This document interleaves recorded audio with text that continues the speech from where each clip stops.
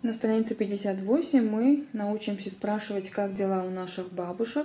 Спросим, если она болеет, есть ли у нее температура, и можем уже по-татарски дать им попить лекарства. И также у нас будет много диалогов на этой странице. Начнем с первого диалога. Дев эни, хайлин нишек. Башым ауырта. Температураң бармы? Бар. Мә, даруеш. Рәхмәт, улам. Дев эни это бабушка. Дев эни это переводится как бабушка, как Дев это старшая мама, получается. Эни это мама. Еще бабушка переводится эби. Это уже бытовое слово. Бабушка, как дела? Голова болит. Есть температура? Есть.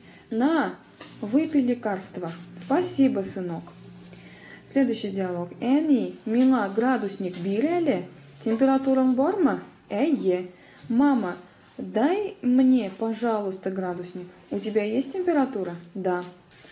Нерсе белен. С чем? Давайте используем вот это словосочетание. С чем? Нерсе белен. Эни, мила, шей бирели? Нерсе белен. Süt белен. Переводим. Мама, дай мне, пожалуйста, чай. С чем? С молоком.